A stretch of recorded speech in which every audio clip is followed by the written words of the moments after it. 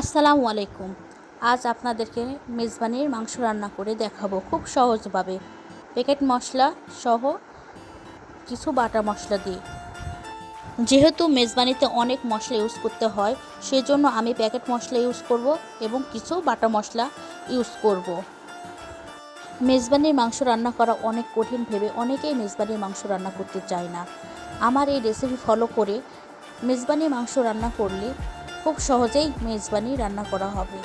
এখন আসি মূল রান্নায়। এখানে আমি 2 কেজির মতো মাংস নিয়েছি। প্রথমেই আমি বলেছি কিছু বাটা মশলা দিয়ে মেজবানি রান্না করব।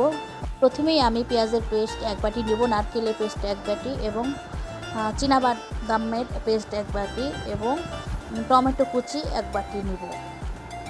মাংসের স্বাদ বাড়ানোর জন্য আমি কিছু মশলা অ্যাড করব।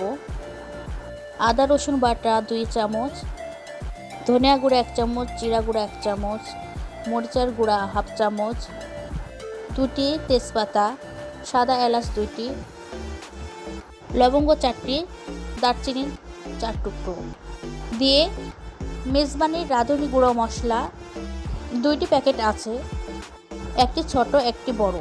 বড় প্যাকেটের 3 ভাগের 2 ভাগ মাংসে দিব আর 1 ভাগ রেখে দিব।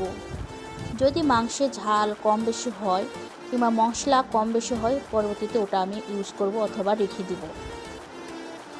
আর ছোট প্যাকেটটি আমি পরে ব্যবহার করব।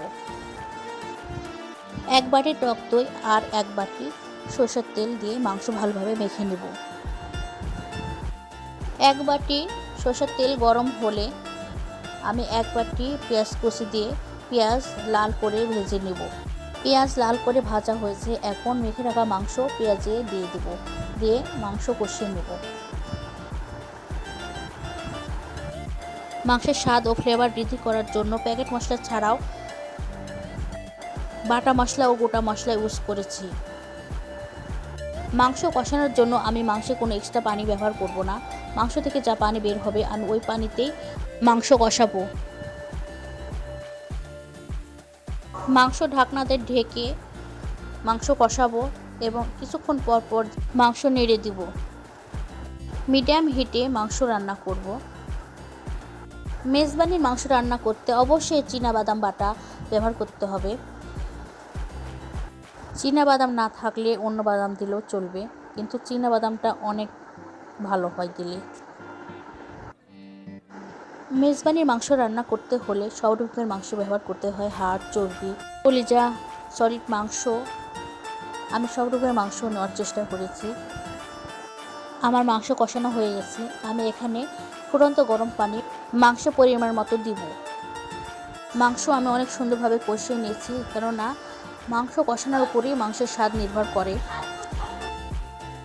মাংসে বাদাম বাটা, টক দই ও নারকেল বাটা দিয়েছি, সেজন্য কিছুক্ষণ পর পর মাংস নেড়ে দিতে হবে, তাছাড়া মাংস নিচে লেগে যাবে। রাঁধুনি মেজবানি গুঁড়া মশলার 2টি প্যাকেট ছিল, একটি বড় একটি ছোট। বড়টার মশলা আমি আগে মাংসে দিয়েছি, এখন ছোট প্যাকেটের মশলা মাংসে দিব।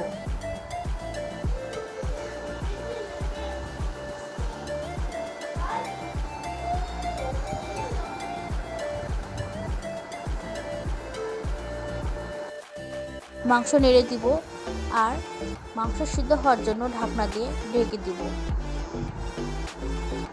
মাংস আমি মিডিয়াম তাপে বসে বসে রান্না করেছি। মাংস সিদ্ধ হতে এবং রান্না কমপ্লিট হতে আমার 2 ঘন্টার মতো সময় লেগেছে।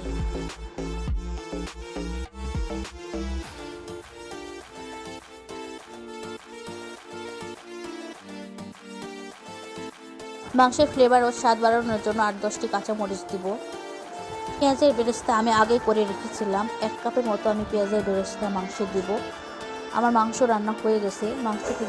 মাংস থেকে সুন্দর তেল ছেড়ে দিয়েছে এবং মাংসের ঝোলগুলো অনেক গাঢ় হয়েছে, একদম ভোনা ভোনা, খুব সুন্দর। আমার এই মেজবানি রান্নার রেসিপি আপনাদের ভালো লাগলে আমার চ্যানেল লাইক, সাবস্ক্রাইব এবং কমেন্ট করবেন। ধন্যবাদ।